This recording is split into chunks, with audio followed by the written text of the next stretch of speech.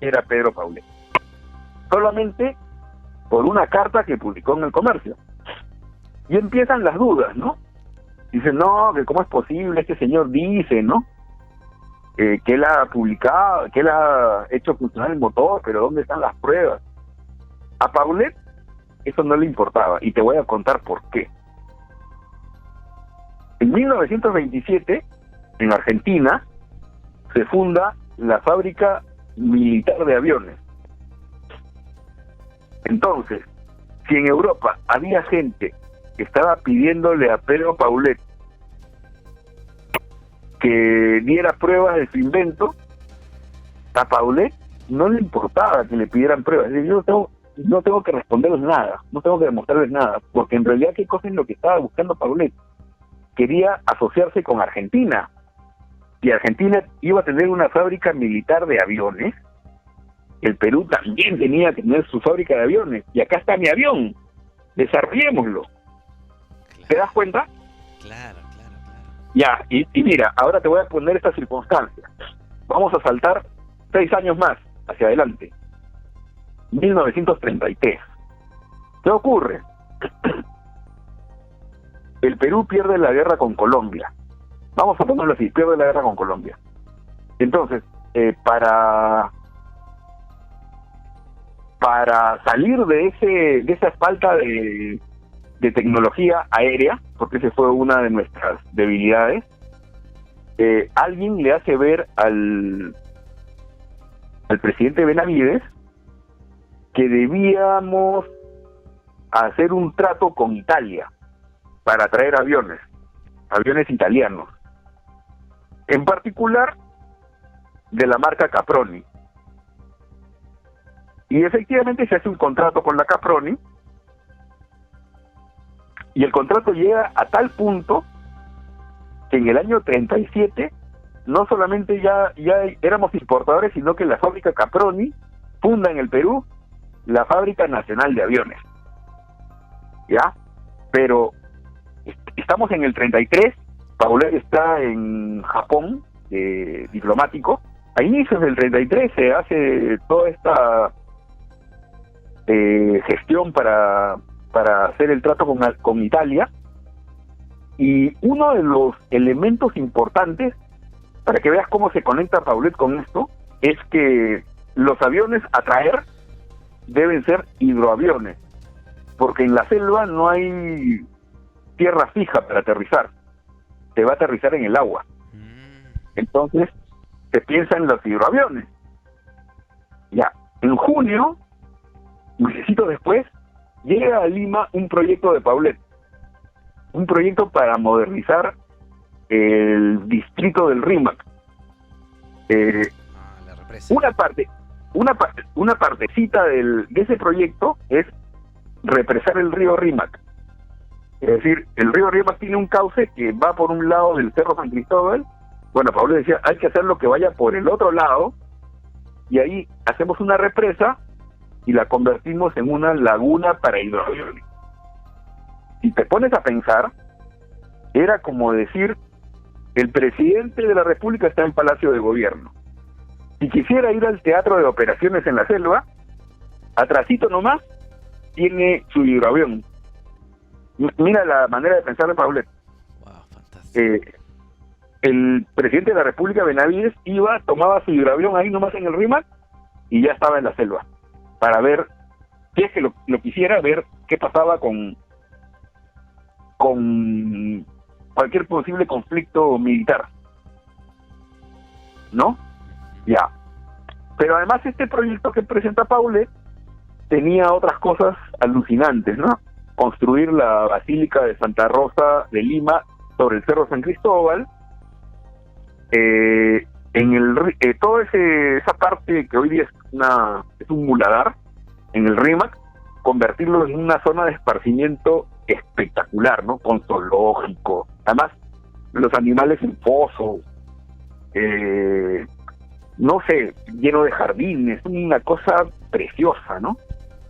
No hace mucho, la alcaldesa de Lima, la ex alcaldesa de Lima, Susana Villarán, quería hacer Río Verde. e iba a hacer todo un centro de esparcimiento. Lo que ella, al final eso lo canceló el alcalde Castañeda, su sucesor. Pero este proyecto era, siendo ambicioso y bonito, era mucho menor que lo de Pablo. Lo de Pablo era monumental, con la Basílica de Santa Rosa en el cerro. Ahora ya no se podría porque habría que desalojar a toda la gente que vive en el Cerro San Cristóbal. Bueno, de poder se puede desalojarlos, ¿no? Pero es todo un tema, ¿no? No sería humano, ¿no? No, pues sí. Pero en ese momento no se había producido todavía la migración de la tierra hacia la costa. Claro. Entonces el cerro estaba libre. O sea, esto es para que entiendas el contexto, ¿no? ¿Y qué ocurre? Ahí sí viene la diagonal, o todavía. Ahí entra, es lo que te iba a decir. Ok. Del cerro San Cristóbal partía la interoceánica hacia Brasil, y también el cerro San Cristóbal era un punto de enlace entre el Callao, Cusco, La Paz y Buenos Aires. ¿Y qué cosa era eso? La gran diagonal sudamericana. ¿Y qué cosa era la gran diagonal sudamericana? Un tren de ida y vuelta para que partiese desde el Callao hasta el puerto de Buenos Aires. Y Paulet estaba en Japón. ¿Qué tiene que ver todo esto? Estando en Japón, Paulet se da cuenta que Argentina era un país que exportaba mucho hacia Japón. Entonces Paulet se da cuenta que debíamos utilizar nuestra capacidad en el Océano Pacífico. En ese momento lo que mandaba era el Océano Atlántico. Y el Océano Pacífico no era, como ahora existe la PEC, ¿no? La PEC, ya. Eso en realidad, el primero en proponerlo es Paulet. Lo que él está diciendo es, saquemos los productos de Argentina, que pasen por el Perú, que tengan valor agregado, o sea, trabajo para los peruanos, y luego por el mar se van hasta Japón. Y luego se trae productos de Japón y los llevamos hacia Argentina. Entonces el Perú se convierte en un lugar de paso importantísimo. Él dice, el Callao se va a convertir en un puerto internacional con su extremo en Buenos Aires. O sea, lo que él estaba hablando era de una sola unidad, no de países, sino que ya esto era era como un añadido al Callao, ¿no? Era fortalecer el Callao. Y además, esto es una deducción mía, esto era un gesto geopolítico, porque en buena cuenta estabas dejando fuera en offside a Chile. ¿Comprendes? Claro. Porque el comercio iba a ser en esta diagonal Perú-Argentina. Perú iba a tener salida al Atlántico, Argentina iba a tener salida al Pacífico. Y Bolivia, de por medio. Claro. Te voy a contar algo, algo reciente para que comprendas la dimensión del proyecto de Paulet. En el gobierno de Toledo se hablaba de hacer la interoceánica con Brasil, y en el gobierno de Humala ya se quería hacer un TEN entre Perú y Brasil. ¿Quién se molestó? Evo Morales, porque decía, ¿por qué lo quieren hacer por el lado norte cuando podría pasar por acá, por Bolivia? O sea, Perú, claro. Bolivia, Brasil. Claro. Cuando se fue Humala, Evo Morales se puso en contacto con Pedro Pablo Kuczynski, y Kuczynski aceptó que pasara por Bolivia. O sea, descartó el proyecto de Humala, y entonces el tren iba a ser Perú-Bolivia, y de Bolivia se iba a abrir a Brasil, Argentina, Uruguay. O sea, en buena cuenta es una especie de actualización del proyecto de Paulet. Claro. Se hablaba, Pedro Pablo Kuczynski hablaba además del tren de cercanía, es decir, que viajara de Lima hacia los lugares más próximos, pero digamos de de tramo en tramo vas terminando construyendo el tren. Claro, pero ¿no? esto es 70 o no sé, 80 o 70, 60 años después de que Paulet ya lo propuso. Por supuesto, por supuesto. Para mí es importantísimo esto. Paulet era un hombre del sur. Con esa mirada, él se da cuenta que esa direccionalidad entre el sur peruano y Argentina, esa era la ruta de los arrieros. Eso lo conocía Paulet. En realidad ese es un viejo camino inca, dicen que es el Capañán. Yo he leído que le llamaban el Camino Real, solo que ahora Paulet lo quería hacer en tren, y además extenderlo hacia el Callao, ¿no? O sea, imagínate, Paulet estaba soñando con un país de ciencia ficción, y no estaba pensando, contrariamente a lo que la gente cree, él no estaba pensando en un avioncito, él estaba pensando en el mundo. Paulet, digamos, este hombre multifacético, si tú me tuvieras que preguntar cuál era su oficio, resúmelo en una palabra, yo te diría geopolítico. Geopolítico. Muy bien, pero Paulet era un experto en geopolítica, y el avión y el motor, todo eso era parte de su proyecto global. Mira, ya desde los años 30, Paulet estaba pensando en Argentina, en esta fábrica militar de aviones, en este eje sudamericano, ya estaba pensando en la Unión Continental, en la Unión Sudamericana, pero potenciarla para ir expandiéndonos más y más y más allá. Ya en los mediados de los 30, bueno, es en el año 33, ese mismo año 33, es que Hitler accede al poder en Alemania. ¿Y qué cosa hace Hitler? Ordena que todos los señores de la Sociedad Astronáutica Alemana, que digamos tenían a Paulet como uno de sus referentes, pasen a trabajar para el Estado. Y la Sociedad Astronáutica Alemana se cierra, empieza a pasar todo a la clandestinidad. Ya no era abierto el asunto. Paulet ya estaba en Japón, ¿no? Claro. Pero lo cierto es que los archivos de esta sociedad pasan todos a manos del gobierno nazi. De ahí va a venir todavía las Olimpiadas de Berlín, donde va el equipo peruano, que sabes, hay toda una historia ahí. Claro, claro. Pero lo que te quiero decir es que al acceder Hitler al poder, empieza a concentrar la ciencia y la tecnología bajo su poder y la empieza a potenciar.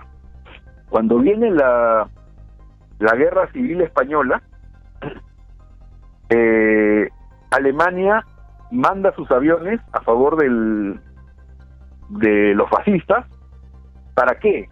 Para que los experimenten. O sea, él ha fabricado aviones y se los manda a los españoles para que las prueben. Y de ahí él va sacando conclusiones. Pero por lo menos ya sus aviones han sido probados en la cancha. ¿Me entiendes por dónde va? Hay todo un tema de tecnología, de inventores, y entonces Alemania se está preparando para la Segunda Guerra Mundial. Y aprovecha la Guerra Civil Española para poner a punto su propia tecnología. Para esto, en el año 35, Paulet vuelve al Perú. Su mejor amigo de aquella época era un arequipeño llamado Alberto Rey de Castro. A fines del año 34, Alberto Rey de Castro es primer ministro de Benavides. Entonces yo calculo nada más, que entre los dos han gestado el regreso de Paulet al Perú. Y Paulet vuelve en el año 35 a ocupar el cargo de director del departamento comercial de la Cancillería. En buena cuenta, ¿qué cosa hacía desde ahí? Planificar todo lo que el Perú pudiera vender. Y Paulet manda a hacer emite un boletín, ¿no? Un boletín que se distribuía a todo el mundo en castellano y en inglés con todos los productos del Perú, con todo lo que el Perú ofrecía. O sea, Paulet era el encargado, por eso era el departamento comercial, ¿no? O sea, mira, Paulet estaba hablando ya de comercio, ya no estamos hablando de ingeniería ni de aviones. O sea, Paulet estaba a cargo del comercio, de todo el comercio del Perú.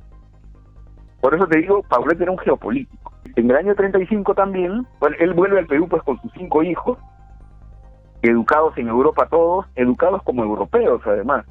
Yo me los imagino, unos adolescentes desconcertados, ¿no? Vienen de Europa, vienen al Perú no sé. Por ejemplo, yo conocí a la última hija de Paulet, a Megan. La señorita Megan, porque era señorita, murió el año 2015, siendo soltera, hablaba con dejo francés. Ya era una ancianita que hablaba con dejo francés, porque Paulet se había casado con una señora belga, y en casa, esto era una orden de la mamá, se hablaba en francés. Entonces, en buena cuenta, ella era una francesa en el Perú. Ella terminó siendo profesora de francés en la Universidad de La Cantuta, Megan Paulet, ¿no? Pero lo que te digo es, estos chicos eran unos franceses en buena cuenta, ¿no? Y Paulet llega aquí a trabajar en Cancillería y trabajar de profesor en la Universidad Católica. Como te digo, él vuelve el 35. En el 37 se funda la Fábrica Nacional de Aviones. Paulet está ahí, en los alrededores. Yo creo que él también está dando su opinión de lo que hay que hacer. Recién en ese momento hay un interés por fabricar aviones que todavía están cercanos a los aeroplanos. O sea, su proyecto sigue demasiado adelantado, ¿no? Pero yo creo que Paulet entiende que no puede quemar etapas tan pronto, que tenemos que asentarnos fabricando aviones. Después ya vendrá mi proyecto, ¿no? El año 41, el año 39, comienza la Segunda Guerra Mundial, cambian de presidente, entra Prado Ugarteche, y mantiene a Paulet en el cargo. El Perú es un país neutral todavía en la guerra, el año 39. Lo cierto es que Prado Ugarteche, en un almuerzo que le hacen los ingenieros peruanos, de homenaje porque lo acaban de elegir presidente, promete algo que para Paulet es música. Promete que el Perú va a tener una siderúrgica. Y desde que está en Japón, Paulet está pidiendo una siderúrgica. Porque dice, ¿cómo nos vamos a industrializar si no tenemos una siderúrgica? Claro. Paulet dice, hay que dominar el carbón y el acero. Mira todas las cosas en las que pensaba Paulet. O sea, no olvides que él, siendo inventor de un avión, él era un ingeniero químico. Entonces él decía, necesitamos dominar el carbón y el acero. Él estaba pensando en grande, ¿no? No era, como a veces se pinta, un soñador, un romántico, ¿no? Que inventó un avioncito, un cohetito para ir a la luna, ¿no? Él quería, su principal proyecto era convertir al Perú en una potencia. Eso era lo que él quería, ¿no? Y el avión, si contribuía a ese objetivo, tenía sentido. Si no contribuía a ese objetivo, no tenía ningún sentido. Su avión, por si acaso, era, según él, submarino también. ¿Submarino también? Claro, eso lo declara él. Bueno, ¿qué ocurre? Que en el año 39 empieza la guerra, está Prado Ugarteche en el poder. Prado Ugarteche a Benavides lo asciende a mariscal, ya no es general, sino mariscal. Y lo que ocurre es que en el año 41 nombran a Benavides como embajador peruano en Argentina. Y esto lo contaba Megan, dicen que Benavides dijo, me voy si me llevo a Paulet. Y se lo llevó. Hay las cartas en la Universidad Católica en las que Paulet renuncia a su cargo de profesor. pide disculpas, dice, pero la patria me está llamando a servir en Argentina. Y era el viejo prohíbo de Argentina. ¿Entiendes la lógica? O sea, lo que él estaba pidiendo hace rato parece que estaba a punto de cumplir. Y se van a Argentina Benavides y él. Y a fines del 41 se hace un evento que trastoca todo. El ataque japonés a Pearl Harbor. Cuando Japón ataca Pearl Harbor, que era de Estados Unidos y que Estados Unidos no era parte de la guerra, obliga a Estados Unidos a entrar a la guerra. Y Estados Unidos no va a la guerra y no se va a cuidar las espaldas. ¿Y cuáles son sus espaldas? América Latina. O sea, si ellos se van a la guerra por un lado, alguien los puede atacar por atrás. Entonces Estados Unidos necesita aliados. Por la razón o por la fuerza. Entonces presiona a todos los países, yo me imagino presiones económicas, para que todos se vuelvan, todos le declaren la guerra al eje, ¿no? El eje son Alemania, Japón, Italia, ¿no? Y efectivamente todos los países se inclinan, salvo Brasil y Argentina. El Perú era neutral, pero ¿qué ocurre? Para poder doblegar la voluntad brasileña, Estados Unidos les da dinero para que hagan una siderúrgica. Coincidentemente, la siderúrgica peruana se paraliza. O sea, Paulet se había ido a Argentina con la idea de irse y hacer tratos para utilizar la siderúrgica peruana, y me imagino esta conexión entre las dos fábricas de aviones. ¿Comprendes cómo va o sea, estoy tratando de ponerme en la cabeza de Paulet. Y bueno, la siderúrgica se paraliza, y bueno, Paulet en Argentina hace lo que puede. Y en el año 43 hay otro evento muy significativo. Hay un golpe de Estado en Argentina y aparece un coronel llamado Juan Domingo Perón. El coronel Perón rápidamente, mucha habilidad, junta a todos los obreros. Él era secretario de Trabajo. Junta a los comunistas, a los anarquistas, y se vuelve como su líder. De toda esa junta nace el peronismo. Él los amalgama, se convierte en su líder. El peronismo, como sabes, vive hasta hoy. Y en el año 44, o sea, él aparece en octubre del 43, y para febrero ya es vicepresidente. Estamos hablando de febrero del 44. Y en abril del 44, Paulet publica una entrevista en un periódico argentino, y hablando de su avión. Entonces, yo quiero creer que Paulet le estaba diciendo a Perón, por si acaso, aquí hay alguien que tiene un proyecto de avión. Que además, ¿entienden? Sí. Se está vendiendo, o sea, se está marketeando. Sí, claro, pero te das cuenta cómo se arman las piezas. O sea, si uno atiende en eso consistió mi investigación, en entender o ponerle atención a los eventos históricos. Claro que sí. Y que luego te dan las respuestas, o por lo menos las hipótesis de por qué Paulet hacía lo que hacía. Cada paso que daba era reacción al contexto histórico, ¿no? Entonces él debe haber visto en Perón la oportunidad de fabricar su avión. No sé qué destino tuvo ese trato con Perón, pero acá viene una cosa que también es muy significativa. El año 45, en enero del 45, Paulet muere. O sea, él publica esa carta, o esa entrevista, perdón, en Argentina, y a los meses muere. Y mira lo que ocurre al día siguiente.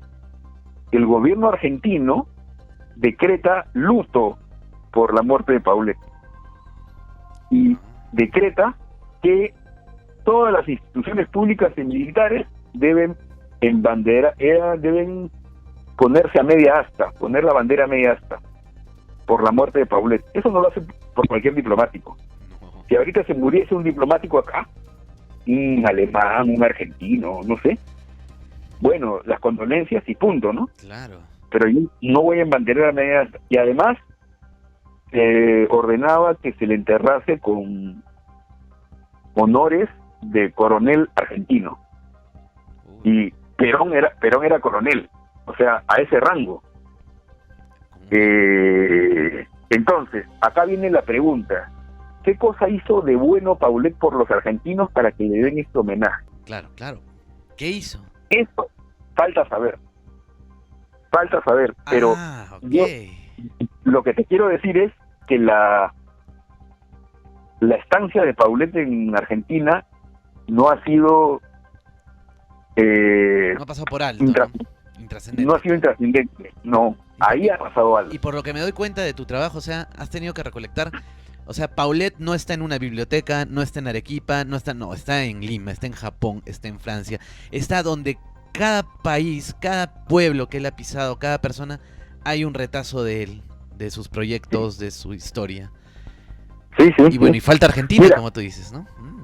claro, Fantástico. que es la estación final. Y mira, mientras hablaba contigo me he olvidado de hablarte del Hospital Goyeneche, porque si bien él construyó el Hospital Goyeneche, en esta línea narrativa que yo te he hecho, como que no tiene importancia en esta línea narrativa. No digo que no tenga importancia el Hospital Goyeneche, sino que digo, yo me quería concentrar en esta línea narrativa, porque si yo me pongo a enumerar todas las obras de Paulet, perdemos, en lugar de mirar el bosque, miramos el árbol, ¿no? Claro, aunque para los arequipeños es muy importante esto también, ¿no? No, yo lo sé, yo no le quiero ningún valor. Pero lo que te quiero decir es, lo que te he querido transmitir es la dimensión de Paulet, ¿no? O sea, no es simplemente, o sea, Paulet sí era arequipeño, era peruano, pero estamos hablando de un hombre universal. Claro, el peruano universal, ¿no? Como le dicen. Para mí es el más universal de todos. Solo que era un tipo muy discreto, muy de perfil bajo. Él no quería figurar. Entonces a él no le importaba. Si no tenía una patente, ya pues no tengo patente, no tengo que responderle nada a nadie, ¿no? Que digan lo que quieran. Pueden poner en duda que lo hice, no lo hice. No puedo. O sea, después de todo lo que te he dicho, ¿crees que le importaba realmente darle pruebas a alguien de su invento? No le importaba. No. O sea, yo lo que quiero es construir la Unión Sudamericana. ¿Qué hago yo respondiéndole a fulanito? No tiene sentido.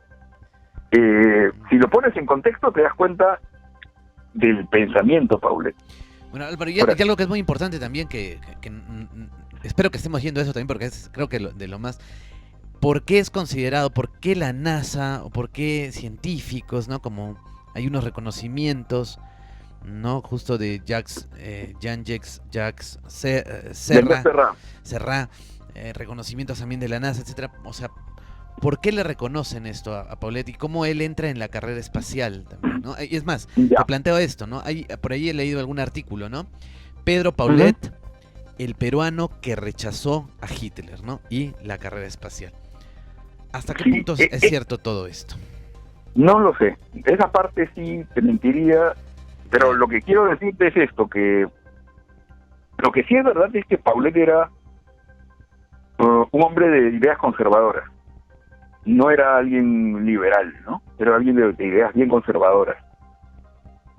Explícitamente él escribe que no le gusta el capitalismo ni le gusta el comunismo. Entonces él se ubica en lo que se conoce como la tercera vía. Perón es otro que se ubica en la tercera vía. Por eso creo que ha habido varias coincidencias entre ellos. Por ejemplo, Víctor Andrés Belaúnde, que era profesor en la Universidad Católica igual que Paulet, él hizo profesión de fascismo a favor de España, ¿no? Entonces, el hecho que estuvieran en la Universidad Católica en esos años, en los años 30, creo que los agrupaba en el sector conservador, ¿no? No es por gusto que se juntan. Además, bueno, Víctor Andrés Belaúnde y Paulet eran arequipeños, y los dos habían estudiado con Dudamel, ¿no? Entonces, creo que se reconocen y se juntan en la Universidad Católica. Además que se llamaba Católica, y Paulet era católico. Después la Universidad Católica cobra otro rumbo político, digamos, ¿no? Ahora mantiene el nombre, pero ya no es la misma Universidad Católica de hace 80 años. Pero lo que te quiero decir es eso, ¿no? Que Paulet se juntaba o buscaba juntarse con aquellos interesados en la tecnología. Él estaba muy seguro de lo que él quería que lograr era la industrialización del Perú. Ahora, ¿cómo es que entra en la historia? ¿Cuál es la situación con la NASA? Sí. Ya. Yo tengo un artículo aparecido en una revista argentina del año 63. Estamos hablando de la revista de la Asociación Argentina Interplanetaria. Estamos hablando del año 63. Ya acabó la Segunda Guerra Mundial, estamos en plena Guerra Fría. Los directivos de la Asociación Interplanetaria Argentina, algunos sí eran nazis, que se habían quedado en Argentina. ¿Ya? Esto me lo ha dicho un experto argentino, el autor de la historia de la actividad aeroespacial en Argentina, Pablo de León, que es mi amigo.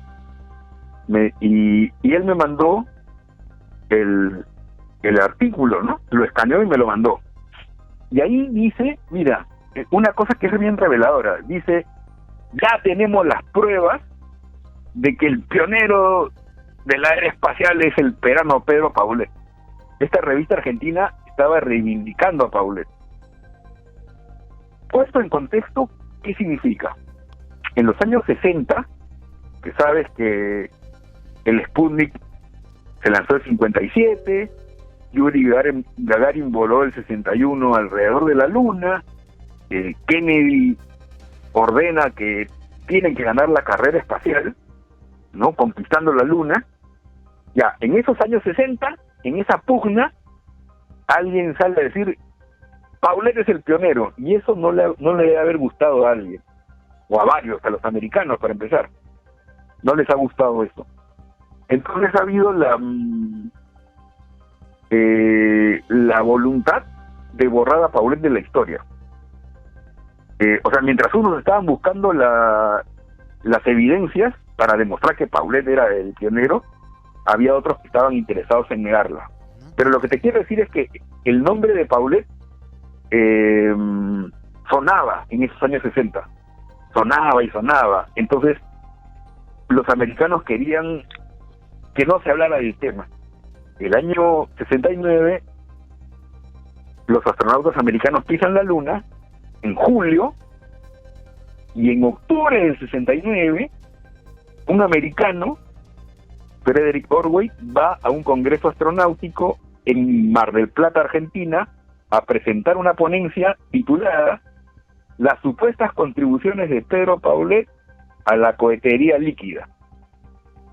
Y la tesis principal es que no hay pruebas de que Paulet haya inventado, porque dice, ¿dónde están las pruebas? Solamente la carta del año 27. Y ya es muy tarde. Ya, no es cierto que sea muy tarde. Si Paulet hubiera dicho, lo acabo de inventar, porque ¿de qué se agarran? Dicen, en esa carta Paulet dice que lo ha inventado hace 30 años en París. ¿Dónde están las pruebas del desinvento en París? Si por el contrario Paulet hubiera dicho, Paulet lo dijo por ser honesto, si Paulet hubiera dicho, lo acabo de inventar, ¿quién lo hubiera discutido? Si en la carta estaban todos los detalles del motor. Esa carta divide a la gente, uno diciendo, acá esta descripción es alucinante, es lo mejor, y otros diciendo, agarrándose solamente de la fecha de la publicación de la carta. ¿Por qué recién habla 30 años después? Como te digo, a Paulet no le interesaba darle respuestas, ¿ya? Pero los que sabían, leían la carta y decían, ¡wow! ¿Qué tal motor? Es un motor fantástico. Los que no sabían y simplemente querían bajárselo, decían, no, acá dice 30 años atrás. O sea, se agarraron de un detalle nimio. Por eso es que en el año 18, en el 2018, alguien encuentra la entrevista de 1910 que le hacen a Paulet, mucho más cercano a la fecha del invento, donde él dice, en el año 1910, dice, tengo 15 años con este proyecto, ¿no? Y lo he hecho en la universidad. O sea, ya no es la carta del 27, ya nos corrimos a 1910. Pero en esa época no había nadie que estuviera experimentando con eso. En el año 27 había gente experimentando, entonces no falta quien te dice, no, lo que pasa es que Paulet se copió de del otro. Pero cuando él habla en el año 10, no tiene forma de decir que se copió de nadie. O sea, es alguien que en el año 10 dijo una cosa totalmente nueva. Eso ha sido un mazazo a los detractores de Paulet. Y este señor que tú estás señalando, Jean-Jacques Serra, se ha comunicado con un experto norteamericano, no voy a decir el nombre por ahora, esto es solamente lo que él me ha contado, y dice que lo ha dejado con la boca abierta, mostrarle estas pruebas, ¿no? Se ha quedado pensando. Ya, ¿qué ocurre? Que, como te digo, en los años 60, el nombre de Paulet sonaba y había gente a favor, gente en contra. Lo que te puedo decir concretamente, cuando el hombre pisa la luna, la nave que desciende sobre la luna es el módulo lunar. Los motores del módulo lunar utilizan como oxidante el tetraóxido de nitrógeno, que fue un descubrimiento de Pedro Paulet, inobjetablemente. El primero que escribe sobre el tetraóxido de nitrógeno es Pedro Paulet. Nadie nunca ha escrito sobre eso. Y él dice, yo utilicé esto de oxidante. Los americanos, cuando hacen el proyecto Apolo, experimentan con una cosa, con otra, y al final terminan arribando a las mismas conclusiones que Paulet. Caray. Pero no, ni siquiera lo mencionan. Y no solo no lo mencionan, sino que mandan a este Ordway a Mar del Plata a decir que Paulet no se sabe si realmente inventó. O sea, ganas de relativizar. Y Ordway termina su ponencia diciendo, mira la frase, no hay nada concluyente. Que yo lo interpreto como, no hay nada concluyente a favor, no hay nada concluyente en contra. O sea, tampoco él puede demostrar que Paulet haya mentido. Pero ya sutilmente ya dejó la duda, ya manchó su nombre. ¿Entiendes? Ya, entonces a partir de él, y esto, mira, lo voy a decir, y me estás grabando, lo voy a decir con todas sus letras, varios historiadores norteamericanos lo único que hacen es copiarse a Ordway, y dicen, como ya demostró Ordway, ya, entonces no han sido capaces de investigar por su cuenta. Ajá. Y varios de ellos, cuando les hablo yo de todo el nexo con Alemania, etcétera, me dicen, no sé, yo no sé alemán. Entonces yo me pregunto, la NASA no puede pagarle un cursito de alemán a estos señores, si realmente son honestos, si realmente quieren investigar, que aprendan alemán o contraten un traductor. Nada tan simple como eso, no quieren. Pero, lo que pasa es que no quieren hacerlo. Ahora, lo que también, a ver, el que dirigía este proyecto era Wernher von Braun, ¿no es cierto? Sí, el proyecto para... Él trabajó, obviamente, para las fuerzas de Hitler, ¿no? De los nazis. Y él luego se rinde él evalúa, ¿no? Justamente, claro, ante qué fuerzas. Los soviéticos, todo. A ver, ¿dónde no me matan? Y dónde puedo seguir trabajando, ¿no? Entonces se va y ese es, digamos, el comienzo ya de la carrera espacial que la va a ganar Estados Unidos. Pero yo tenía entendido de que Wernher von Braun o alguno de alguien de su entorno lo menciona a Paulet. Von Braun. Von Braun lo menciona entonces. Lo menciona. Nada más. Pero bueno, ya es algo que como a favor, ¿no? Es, o sea, no, lo está mencionando ¿o no? No, y te voy a explicar por qué. A ver, vamos en orden. A ver. todo esto te lo digo porque yo lo he estudiado, no porque se me ocurra, no porque yo quiera, porque lo he estudiado. Número 1, ¿quién es el coautor del libro de Von Braun? Orwell. Ay, caray. Ya. Número 2, ¿qué cosa dicen exactamente? Hablan de Paulet no en el capítulo de los pioneros, no en un capítulo algo así como curiosidades. ¿Ya? Entonces, ¿qué cosa dicen? El peruano Paulet dijo en el año 27 que inventó esto cuando estaba en París, pero no hay pruebas. Ya. Eso es lo que dicen, ¿ya? Y te lo digo porque yo me compré el libro en inglés y en francés. Yo lo he leído. Ya, o sea, yo no me... Claro, si ellos han puesto eso es porque el nombre Paulet sonaba muy fuerte y estaba quitándoles propaganda a los norteamericanos. Así es. Además han tenido voy a decirlo así, cierto escrúpulo en no borrarlo, porque podrían haber ni siquiera mencionarlo. Claro. Pero dijeron, esto es tan fuerte que, ¿cómo hacemos? Bueno, más bien, creo que lo han querido relativizar, ¿ya? Claro. Y acá viene el punto. Dice, mira lo que te voy a contar. Esto es para voltear, para desterrar un mito. La frase completa es así. Si se demostrase que Paulet inventó esto a fines del siglo XIX, merecería ser considerado el padre de la era espacial. ¿Ya? Algo así. En el Perú, alguien, de repente con buena voluntad, ha cortado la frase. Y dicen, Von Braun dijo que Paulet merecería ser el padre de la era espacial.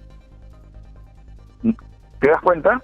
Ha sido una frase manipulada, que luego todos la repiten en el Perú, la repiten y está en un montón de páginas web. Yo me he cuidado, en todas las cosas que he escrito, yo jamás digo Von Braun dijo, jamás lo he dicho. ¿Por qué? ¿Por qué no lo digo? Porque yo que me he leído los documentos, sé que no es verdad. Pero sobre todo porque estoy seguro que sin necesidad de apoyarnos en Von Braun, sí podemos demostrar que Paulet es un pionero. Okay, no me hace... Esta pregunta para eso es importante. Entonces, ¿qué es lo que toca, al margen de obviamente, no como peruanos conocer la historia de Paulet, ¿no? Pero qué es lo que toca, lo que te toca a ti como investigador, como historiador, para poder darle ese lugar a Paulet? O sea, ¿a qué le sacamos una prueba de carbono 14 al mapa? O no sé qué, o algo así, o... No, espérate, a ver, vamos en la orden. Placa de vidrio, ¿no nos has hablado de eso? Sí, no hemos hablado de la placa de vidrio, pero ahorita vamos a hablar de la placa de vidrio. A ver. A ver, número 1, esto quiero aclararlo, yo no soy historiador, yo soy un comunicador. Comunicador, ok. No soy científico tampoco, no soy ingeniero, entonces, en círculos académicos de ciencias, mi palabra puede tener poco valor, ¿de acuerdo? Pero yo, al hacer esta investigación, me he apoyado en una serie de expertos. Yo he hablado con muchísimos ingenieros. Te voy a contar una cosa. Uno de mis asesores es el ingeniero Luis Rojas, que es un capo que conoce el motor de Paulet al revés y al derecho. Y una vez, eso sí, como te digo, yo soy el que más esfuerzos ha hecho para que la obra de Paulet se conozca. Entonces, hablé con el general Carlos Rodríguez Pajares, jefe institucional de la Agencia Espacial del Perú, y yo le propuse hacerle una exposición sobre la obra de Paulet. Pero la exposición no la iba a hacer yo, la iba a hacer el ingeniero Rojas. Pero yo soy siempre el que toma esas iniciativas, ¿ya? ¿Por qué me interesaba que el general Rodríguez Pastor escuchara esto? Porque venía la fecha de lanzamiento del satélite y yo quería que él tuviese todas las herramientas necesarias para afirmar ciertas cosas y para que no caiga en saco roto, ¿no? Entonces, se produjo la exposición, el ingeniero Rojas apareció con un PowerPoint como de 100 láminas, ¿ya? Fueron varias horas muy entretenidas, y yo te digo, a estas alturas del partido, él mostraba sus láminas y yo entendía todo. Yo que no estudié ingeniería, después de conversar con tantos ingenieros y de haber hablado con el ingeniero Rojas, él iba haciendo su exposición. Por ejemplo, el general Rodríguez Pajares es ingeniero electrónico y hizo varias preguntas bien interesantes, bien inteligentes. Yo, sin ser ingeniero, entendía todo lo que estaban hablando. ¿Me comprendes? Porque tanto tiempo estar ahí sobre el tema, y en ese momento el ingeniero Rojas le demostró al general Rodríguez y a las personas que estaban ahí cómo funcionaba el motor de Paulet, y que finalmente el tetraóxido de nitrógeno se utilizó en la llegada del hombre a la luna, que el cohete que iba a lanzar nuestro satélite al espacio, en su última etapa utilizaba el tetraóxido de nitrógeno. Por eso que yo decía que ahí se cierra el círculo y Paulet inicia la era espacial para el Perú, Paulet la cierra también, ¿no? Y luego y ese mismo año la sonda Juno había entrado en la órbita de Júpiter utilizando el tetraóxido de nitrógeno. Nadie menciona a Paulet, ¿entiendes? O sea, eso también es una evidencia. O sea, hay un silencio.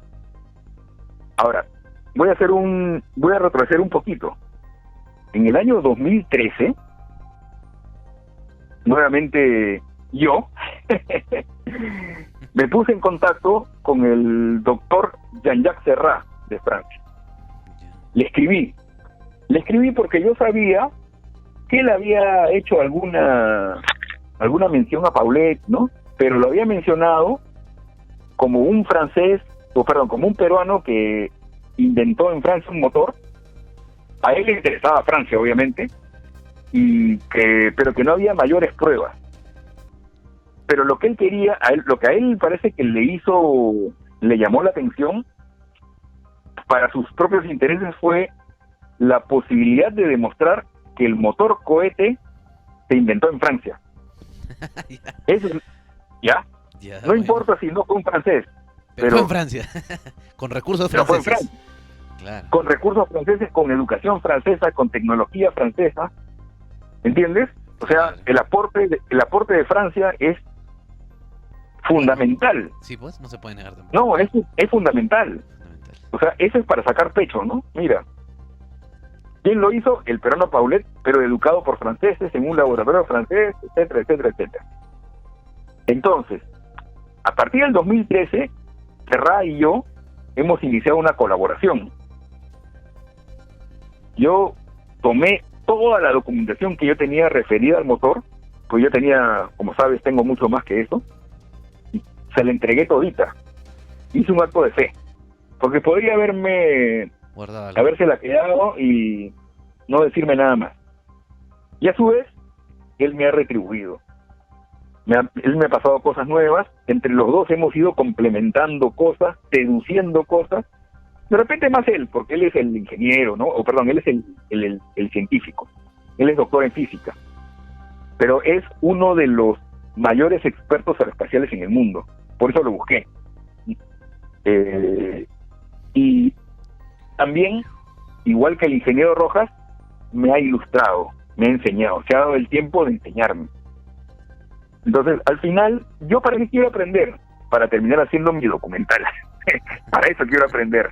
Pero en realidad, a estas alturas del partido, mi proyecto ya no es un documental, mi proyecto es un proyecto nacional. Para mí, mi proyecto es reivindicar a Paulet. El documental va a ser la herramienta, pero yo, como peruano, me voy a sentir orgulloso. Entonces, trabajo con Rojas, trabajo con Jean-Jacques Serrat, trabajo con el general Rodríguez Pajares, mencionaré a César Tupac Yupanqui, otro, él es un ingeniero aeronáutico muy joven, ¿no? Que en algún momento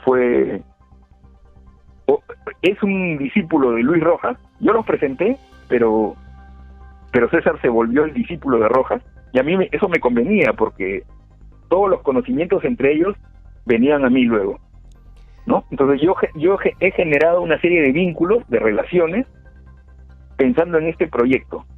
Jean-Jacques Serrat, que es una personalidad reconocida en el mundo aeroespacial, no Álvaro Mejía, sino Jean-Jacques Serrat, se dirige a una autoridad norteamericana, con el peso que él tiene, a mostrarle todo lo que hemos avanzado en torno a Paulet. Todo aquello que se decía, como Von Braun, no hay pruebas, no hay documentación, bueno, ahora hay toda una documentación que Jean-Jacques Serrat, Rojas también, yo también, pero Jean-Jacques Serrat por su cuenta la ha sistematizado, digamos, y él ya hizo alguna exposición en Francia. El año pasado, no, hace 2 años, que había revueltas en Francia, ¿te acuerdas? Sí. Él tenía programada una exposición. Al final hizo la exposición y no fue casi nadie por las revueltas. O sea, las revueltas frustraron la exposición, o frustraron la llegada a más gente, ¿no? Pero él, por ejemplo, me mandó el PowerPoint que utilizó, me lo manda en francés. Yo sé leer en francés, sé leer en inglés. El manejo de idiomas a mí me ha servido mucho. Me falta saber alemán, pero digamos, todo eso a mí me ha servido. Como estás viendo, te estoy pintando una serie de relaciones que todas conducen a un mismo objetivo. Entonces, si tú me preguntas qué falta hacer, bueno, ya yo diría que ya casi está agotada la fase documental. Faltan cosas todavía, pero ya hay un cuerpo teórico que Jean-Jacques Serrat, ya en su condición de experto reconocido, puede llevar aquí y allá y hablar con gente, y el establishment académico tendrá pues que dictaminar cómo lo ve. Pero según lo que me cuenta Jean-Jacques, ya empezaron a abrir los ojos. ¿Te das cuenta? Lo que debería ocurrir, si tú te fijas en la historia, los alemanes van a reivindicar a Von Braun. Bueno, se pasó a Estados Unidos, se nacionalizó norteamericano, así que los americanos lo reivindican. Cada país reivindica a su sabio. Los peruanos no lo hacemos. Digamos que mi trabajo ha sido al principio un poco en solitario, inclusive un trabajo poco reconocido en su momento. O sea, mucha gente que no me hacía caso. Para mi buena suerte me crucé con Luis Rojas y con otros ingenieros. Luis Rojas ha sido clave, ¿no? Me ha enseñado mucho. Yo igual que con Serrat, le entregué mucha documentación que luego él me la tradujo, y así hemos tenido un intercambio, ¿no?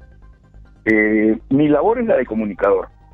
O sea, al final mi objetivo es hacer el documental. Yo no pretendo escribir ningún tratado teórico, no podría. Sí quiero escribir un libro, digamos, biográfico de Paulet, ¿no? Y de sus obras. Pero no podría atreverme yo a pretender que yo hable en un lenguaje científico, ¿no? No me corresponde, ¿no? Claro. Entonces, bueno, como te digo, ya hice yo mi trabajo y ya le pasé la pelota al que tiene que meter el gol. Ojalá tuviéramos un científico peruano de ese nivel para que él se encargue, ¿no? Pero no lo tenemos. O sea, no digo que no haya peruanos expertos en temas aeroespaciales, pero están ocupados en otras cosas. No le han tomado importancia a Paulet. Serrat sí, y por las razones que ya te dije, ¿no? Alguien me pasó la voz que en internet vendían esta placa de vídeo. Años atrás, yo había grabado a la señorita Megan Paulet con una placa de vidrio en las manos. Parece que esta es la misma placa, ¿no? Esa placa de vidrio es un negativo fotográfico de aquella época, inicios del o fines del 19, inicios del 20, ¿no? Al fin y al cabo, esta placa de vidrio, ¿qué contiene? El avión.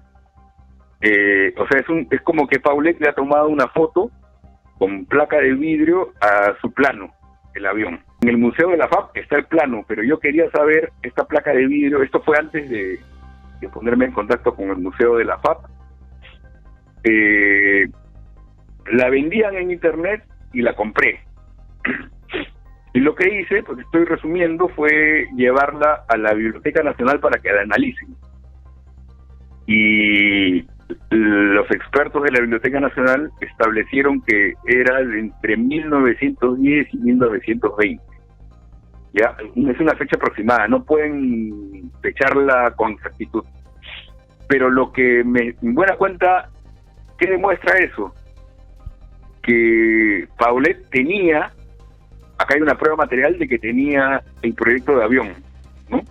Ya existe esta entrevista que hizo en el diario La Prensa diciendo mi avión es de despegue vertical, es metálico, ¿no? Bueno, acá hay un complemento, ¿no?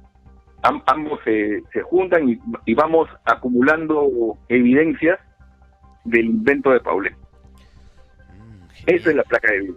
Ya nos decían, ¿no? Que cuando hacemos un especial de Pedro Paulet y bueno, nada me hubiera costado agarrar un artículo, leerlo y ponerle imágenes, pero yo pienso que hay que recurrir siempre a la fuente, ¿no? Y en este caso, la fuente eres tú, la persona que está investigando y que tiene grandes proyectos para con Pedro Paulet, así que no se te puede pasar por encima ni por alto, y es más, era obligado que estés aquí. Y te deseamos mucho éxito con este, no sé si es entonces documental, película, que vas a hacer libro también, El niño que soñaba con la luna, ¿no? Entonces, esperemos que... Bueno, si te dejo realidad, con la palabra para que... Sí. Sí, disculpa que te corte. En realidad el documental se va a llamar hoy El niño que soñó con el futuro. El niño que soñó con el futuro. Sí, más que con la luna, es con el futuro, ¿no? Y te quiero decir algo. Bueno, te agradezco por la entrevista. Creo que te he dado un punto de vista distinto sobre Paulet. Creo que ahí está el valor de mi investigación, ¿no? He tratado de ser muy riguroso con las fuentes, sobre todo porque mucha gente me la ha exigido, ¿no? Yo hubiera podido hacer el documental con la poquita información que había, pero al hablar yo con científicos, con gente vinculada a la tecnología, me han exigido cosas, ¿no? Entonces eso me ha obligado a mí a documentar bien a Paulet. Y como ves, de ahí es que nace pues este punto de vista novedoso, ¿no? Que a mí me encanta, me parece fascinante lo que te he contado, ¿no? Y te lo he contado, digamos, no me separo del tema todavía porque me sigue fascinando, ¿no? Ahora lo que toca es aterrizar ya el documental, ¿no? Esto ha sido como armar un rompecabezas. Había una serie de piecitas sueltas y creo que las he ido convirtiendo en un cuerpo sólido, ¿no? Uno no llega a amar lo que no conoce, y realmente ahora yo he sentido eso, ¿no? Un profundo cariño, no sé cómo describirlo, pero un profundo, o sea, no solo admiración, sino también orgullo como peruano, como arequipeño, y un cariño, ¿no? Hacia esta figura, hacia este Pedro Paulet desconocido, ¿no? Que como tú bien dices, o sea, prácticamente no es por menospreciarlo, pero nos ha llegado un dibujo, una caricatura de él, ¿no? Simplemente que era un soñador que diseñó por ahí un avión y ya está, ¿no? El avión torpedo, que es fantástico, pero como que te quedas ahí, y varios documentales como que se quedan un poco dando vueltas ahí. Y no, como tú nos has dicho, que era un geopolítico, era un hombre clave que se reunía con las más importantes personalidades, o sea, era importante para otros países, ¿no? Incluso ha hecho cosas para otros países, ¿no? Entonces, realmente, recién ahora lo podemos conocer, y yo pienso que recién ahora la gente va a poder amarlo, ¿no? Y a través de eso poder enorgullecerse y defenderlo y reubicarlo, por darle el lugar que se merece en la historia del Perú, como un peruano, como tú has dicho, ¿no? Universal. Sí, sí. Pienso yo, mira, yo te agradezco que me hayas convocado a este programa que además es de la UNSA, ¿no? Es la casa de Paulet. ¿Sí? Creo que ha llegado el momento de que los peruanos unamos fuerzas, ¿no? Para ponerlo donde se merece, ¿no? Entonces, qué mejor que la gente de la UNSA lo conozca, ¿no? Porque soy honesto, creo que no lo conocen en Arequipa. No lo conocen. Yo he tenido que ilustrar a varias personas, incluidos arequipeños, pero en general peruanos, que no lo conocen, pues entonces me llaman para que les cuenten, y yo con gusto, ¿no? Y el documental creo que va a ser la herramienta más contundente, ¿no? Yo no estoy haciendo, quiero pecar un poco de mi modesto, no estoy haciendo un simple video, ¿no? Yo estoy haciendo un documental que se pueda emitir en las plataformas más prestigiosas. Y porque creo que tenemos un tema de oro, ¿no? Es oro en polvo. En este documental, por ejemplo, aparecería Jean-Jacques Serrat dando su testimonio sobre Paulet, ¿no? Yo podría, como tú mismo has dicho al inicio, yo también podría agarrar 2 o 3 artículos y armar un video. Pero no, yo quiero hacer una cosa potente y imperecedera. Caramba, y eso toma tiempo, ¿no? Pero vas a ver que cuando ya lo tengas ahí, va a ser el sumo, ¿no? De tu carrera, de tu arte. Mira, hemos hablado un poquito nomás también de tu trabajo como cineasta, guionista, ¿no? Y haces trabajos muy bonitos, interesantes, ¿no?